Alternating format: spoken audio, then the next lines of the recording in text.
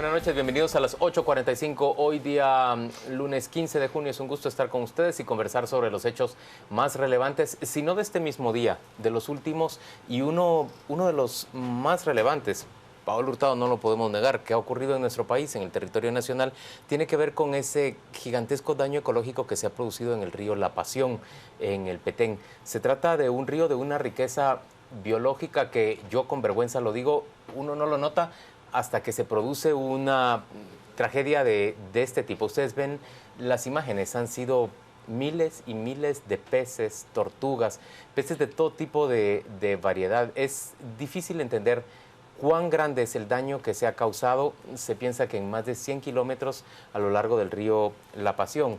Se convierte además en un riesgo grande para la población en sus riberas y en un problema transnacional, puesto que las aguas del río van hacia la vertiente del Golfo de México y perfectamente pueden afectar también aguas de este otro país. Estamos conversando en esta noche, hemos invitado a 3 expertos en este tema. Julio Ruano, él es un experto, él proviene de la organización Agrequima, él es un experto en productos químicos. Está con nosotros el viceministro de Ambiente del Ministerio de Ambiente y Recursos Naturales, él es Carlos Alberto Monterroso, y nos acompaña también Alejandro Chacón, quien es gestor ambiental de la reforestadora de palma Sociedad Anónima, es REPSA, la empresa que siembra palma africana a las orillas del río La Pasión y que ha sido señalada de ser responsable de esta desgracia. Gracias, señores, por acompañarnos. Arrancamos con la conversación.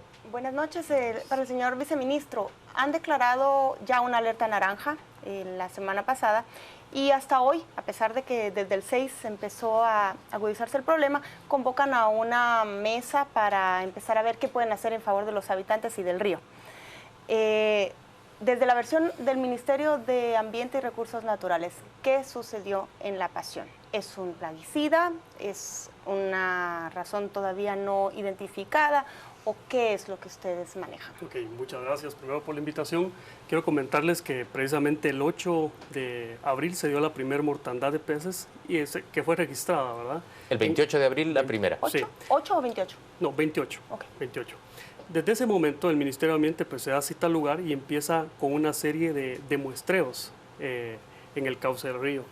Obviamente los resultados de este muestreo se tienen el día 27 de mayo, ¿verdad? Estas muestras fueron enviadas a Ciencias Químicas y Farmacias, al laboratorio de ahí. Un mes más tarde, ¿por qué se toma tanto tiempo? Bueno, prácticamente las muestras fueron tomadas, en este momento no les podría decir la fecha exacta, pero entre el 1 y el 11 de mayo, ¿verdad? El día 11 se toman las muestras, se sigue el protocolo de resguardo y el día 14 se ingresan a farmacia. Nosotros por el momento tenemos resultados de ese primer muestreo, ¿verdad? Que nos dice que dio positivo en un producto, un insecticida denominado malatión. Sin embargo, el día 6 de mayo, nosotros tenemos el reconocimiento de la empresa REPSA, en donde nos indica que hubo un desbalse de sus lagunas de oxidación. Entonces, eso prácticamente nos obliga a nosotros como ministerio a revisar y a monitorear el instrumento ambiental que contienen, porque puede ser una de las posibles causas. Acá no se ha definido exactamente qué fue la causante de la muerte de los peces. Sin embargo, se tienen ya las muestras, los análisis de las muestras que nos indican que pudo haber sido este producto, y también tenemos el tema de las lagunas de oxidación, que es lo que tenemos hasta el momento. Alejandro, ustedes dicen que no utilizan el plaguicida malatión en REPSA. Sin embargo, sí tuvieron ese rebalse de sus lagunas de oxidación. ¿Puede el contenido de esas lagunas haber dañado de tal manera el río en 2 ocasiones ya, que se produce esta mortandad de peces y en general de fauna? Pues buenas noches, déjeme comentarle. El primer evento sucede el 28 de abril y nosotros el 4 de mayo presentamos al Ministerio de Ambiente un oficio notificando de este evento. El evento del 28 sucedió por un exceso de lluvia. Nos llovió más de 9 pulgadas en una sola noche, que equivale al 93% casi de lo que llovió en el mes de abril. Imagínense esa cantidad de agua. Respondiéndolo a las lagunas. ¿Y ustedes no tienen mecanismos de mitigación para impedir que esas lagunas se rebalsen, incluso con una precipitación excesiva como la que usted está hablando? Precisamente se tienen medidas de control y prevención. Sin embargo, los drenajes naturales que conducen el agua dentro de las plantaciones, a las orillas de las comunidades y que obviamente va hacia los lugares más bajos, esa cantidad de agua que no es acostumbrada en esa zona, pues obviamente las bordas que nosotros tenemos de prevención, pues no es que se las hayan llevado, sino que el nivel subió y llegó a pasa por encima de ellas. Pasa, no sabemos cuánto, en qué momento. Sin embargo, tenemos una leve sospecha que algo del agua corrió. No corrió todo, porque el siguiente día nosotros vamos a la laguna y la laguna está casi intacta. Ahí no hay un flujómetro ni nada de eso, porque nosotros lo manejamos a través de un sistema de fertirriego, esa salida. Nosotros no tributamos a ese río las aguas residuales del proceso de extracción. ¿Qué contiene la laguna de oxidación? Las lagunas, el sistema de tratamiento de aguas residuales de la planta, pues básicamente es agua orgánica, porque nosotros procesamos fruta. La fruta la cocinamos, la cocemos, eso se exprime a través de un sistema mecánico y el bagazo, le podríamos decir ahí, se va degradando desde la laguna anaeróbica hasta las lagunas facultativas. En la última laguna lo único que hay es agua con alto contenido orgánico que nos sirve a nosotros como un sistema de fertirriego. Déjenme entender algo. ¿Por qué ustedes aseguran que no tienen nada que ver con la mortandad en La Pasión si tuvieron este rebalse de sus lagunas? ¿Cómo pueden ustedes a hoy dar fe que no son responsables de este ecocidio, como le están llamando? Mire, en nuestra defensa nosotros podemos decirle dos cosas. El contenido orgánico de esa agua pues tiene una demanda bioquímica de oxígeno muy cerca de lo que pide la ley, el Acuerdo Gubernativo 236-2006 para descarga de aguas a cuerpos receptores. Esos no son los análisis que nosotros tenemos y seguramente lo que va a aparecer también en el Ministerio de Ambiente. En altas concentraciones es como que un lodo llegar, sin embargo tenemos 11 kilómetros desde la última laguna hasta el río La Pasión. Hay flora y fauna en todo ese recorrido, en un arroyo que es el que se conectó indirectamente al sistema de lagunas, a las lagunas, y que es el que descarga vierte a La Pasión. Entonces usted imagínese 11 kilómetros, pues por dilución, la lluvia, etcétera. El primer día, en el primer momento, pues surge la duda, no teníamos análisis de ese momento, no tuvimos nadie presencial. Sin embargo, la mortandad de peces del primer evento sucede 7 u 8 horas después de que terminó de llover. O sea, si usted va a vertir esa cantidad de lodo, si lo quiere poner así hasta muy dramático, debería ser inmediato y en el lugar, no 7 u 8 horas después. ¿Qué piensa el representante de Agrequima cuando ve este hecho? Bueno, en primer lugar yo creo que habría que esperar los resultados de las segundas muestras para estar claros de qué puede pasar o cuál puede ser el problema. Con respecto al malatión que se ha hablado tanto, si se aplica malatión en las condiciones correctas, tal como lo recomiendan las casas comercializadoras y de acuerdo al análisis de riesgo con el que fue inscrito en el Ministerio de Agricultura, este problema no debe de pasar. Y no debería pasar, es decir, es imposible que pase, puesto que está sumamente estudiado de que si usted aplica cualquier insecticida adecuadamente, puede llegar en cierta escorrentía, pero en cantidades tan pequeñas que no puede causar ningún tipo de estos problemas. Pero si por un accidente se rebalsa, por ejemplo, un tonel de malatión, ¿qué daño puede causar en el río? Si usted por un accidente tira un tonel de malatión en el río, definitivamente sí va a causar toxicidad en los peces que están alrededor de donde cayó el tonel. Hay que recordar que el río La Pasión tiene un caudal enorme, ¿verdad? ¿Cuán extenso puede ser el daño? ¿10 kilómetros? No, no lo creo. No lo creo. En primer lugar, porque el malatión es completamente soluble en agua. Su formulación lo que hace es permitir precisamente que se solubilice completamente en agua y se solubiliza muy bien y se diluye de una forma bastante grande. Eso en el caudal que tiene el río se diluye tanto que llega a concentraciones que ya no afectarían en algún momento a los peces en poco tiempo. Y Repsa nos dice que ellos no utilizan malatión. No, nosotros no utilizamos malatión, nosotros tenemos un manejo integrado de plagas de base biológico.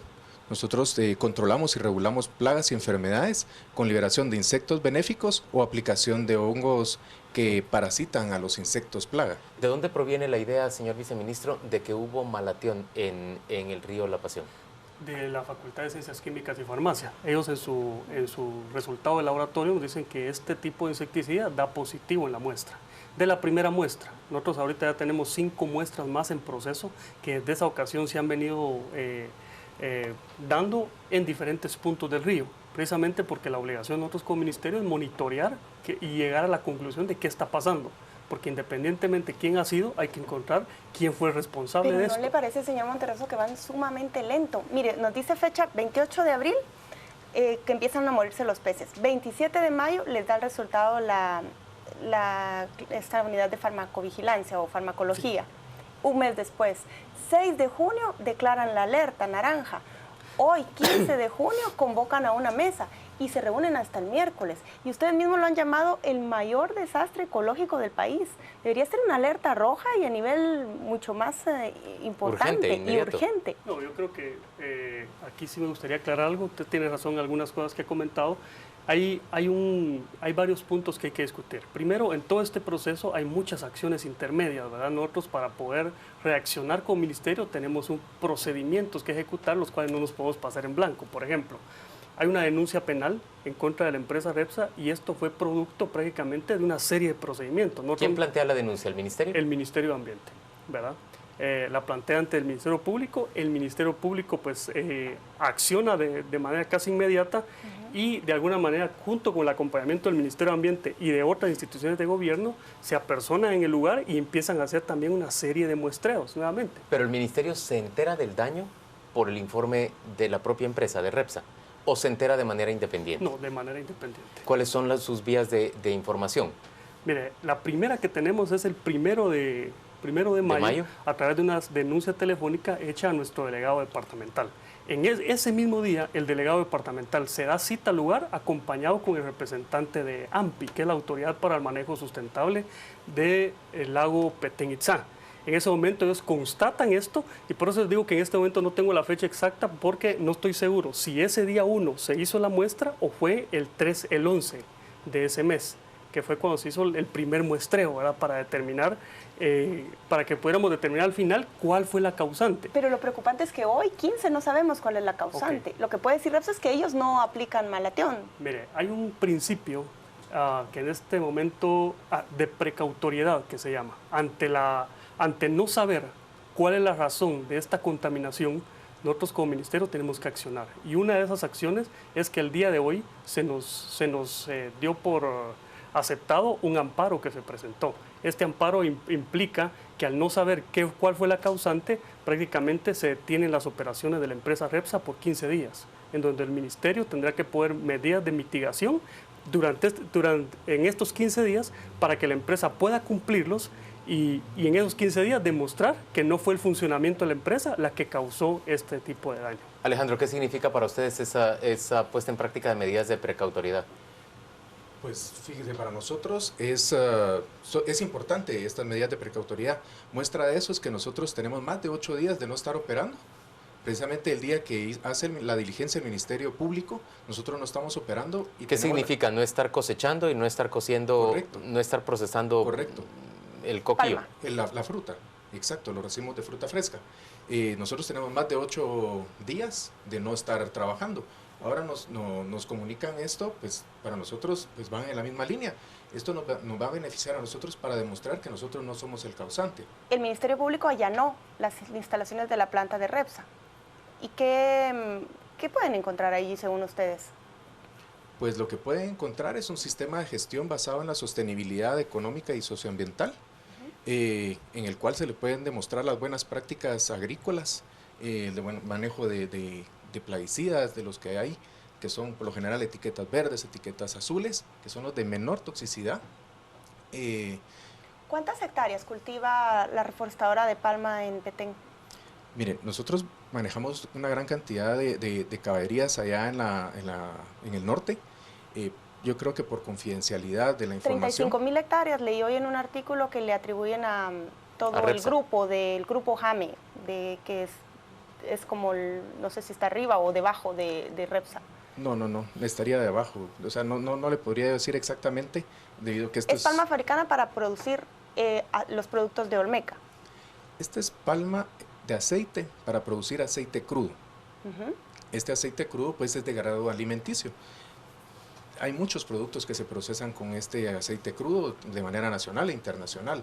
No somos la única empresa en el mundo. Licenciado Ruano, en términos generales, ¿la palma africana utiliza plaguicidas químicos? Me imagino que en algún momento sí algunos podrá utilizar, no sé si ellos lo utilizan. Él hablaba de la etiqueta verde y la etiqueta azul. Exactamente. ¿Qué significan esas etiquetas? Son los de menor toxicidad. Etiqueta verde es un producto de muy baja toxicidad, etiqueta azul significa moderadamente toxicidad. Por ejemplo, el Malathion es etiqueta azul. No sé si ellos utilizan insecticidas químicos o no. Sin embargo, nosotros como Agrequima, nosotros tenemos un programa de educación muy grande aquí en Guatemala, se llama Cuidagro. Damos capacitación a agricultores sobre el uso y manejo seguro de plaguicidas. Trabajamos desde 1991, hemos capacitado más de 860,000 personas en ese tiempo. Generalmente capacitamos entre 35,000 a 40,000 agricultores todos los años.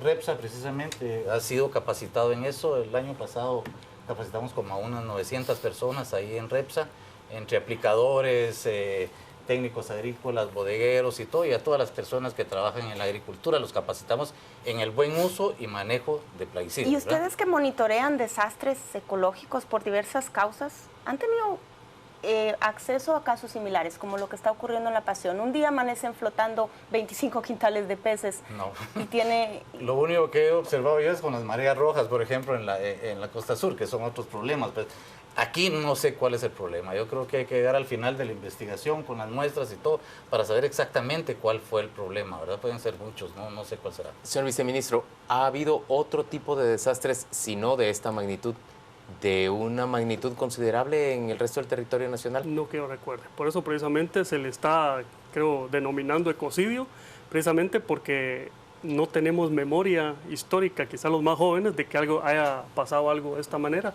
y precisamente por eso es la urgencia y la importancia que se encuentre no solo al responsable, sino que se encuentren las medidas que van de alguna manera a subsanar esto y que ya no se vuelva a repetir. ¿Y el factor humano? ¿Qué peligro hay para la gente de alrededor, en la ribera del río? Mire, precisamente por la precautoriedad que yo les decía, precisamente el Ministerio de Gobernación del departamento cita a todos los ministerios que tienen injerencia en este tema, y juntamente con el ministro de Ambiente, Gobernación dictamina que hay dos cosas que la población no puede hacer. Una, beber del agua, y otra, comer peces. Se los están comiendo, leía yo también. Mire, yo esperaría que no, y si este es el medio que puede ser útil para que los pobladores puedan escucharnos, yo les pediría que no lo hagan, ¿verdad? Eso Señores, es precautorio. ¿Hay algún conteo, algún inventario? ¿Lo ha realizado REPSA, lo ha realizado el Ministerio de Medio Ambiente del alcance de los daños que se ha producido? Sí, quiero contarles de que precisamente ya está en proceso ese conteo, y ese análisis lo está haciendo el Consejo Nacional de Áreas Protegidas, precisamente porque ellos llevan el tema de biodiversidad en Guatemala, y de acuerdo a la competencia es a ellos a los que les corresponde. Esto lo están haciendo de manera conjunta con el Ministerio de Agricultura en el área. ¿REPSA está haciendo algo de ese conteo? No, de parte de nosotros no, porque se puede malinterpretar de que nosotros andemos en el río. Nosotros tenemos una pequeña margen del río, no serán más de 10 kilómetros de donde se empieza la primera palma hasta donde llega la última.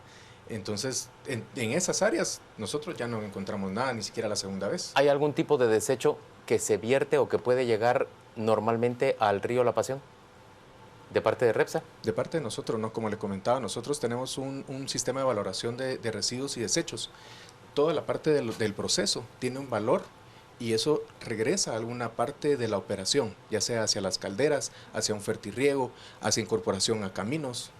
Señores, gracias a los tres por acompañarnos hoy a las 8:45. Vamos con nuestro compañero Juan Carlos Sandoval, quien nos comenta qué están diciendo en las redes sociales los televidentes respecto de esta plática sobre ese gran daño ecológico ocurrido en el río La Pasión. Gracias, Juan Luis. Buenas noches. Vámonos a las redes. Estamos en Twitter, donde tenemos mensajes. Juan Carlos nos dice: en Guatemala no hay conciencia ecológica. Debe de aplicar la ley a los representantes de dañar la naturaleza. Ana: el Malathion es un producto muy tóxico, prohibido en los Estados Unidos, pero de venta libre para países bananeros. Sandra: es obvio que van a eludir la responsabilidad del ecocidio. Nos dicen, y ahora resulta que nadie usa Malathion. Ana nos dice también: no entiendo la lentitud y el desdén hacia la catástrofe ecológica. Las autoridades correspondientes deben de investigar. Urge. Nos plantean: no les creo nada, ellos son los culpables de ese ecocidio y nada más, solo palabrerías son. Y por último nos plantean, ese es el mismo tipo de desastre que ocurre en invierno en la costa sur por agroquímicos asociados a la caña. Es lo que se viene planteando en las diferentes redes sociales. Vamos a ir a la pausa.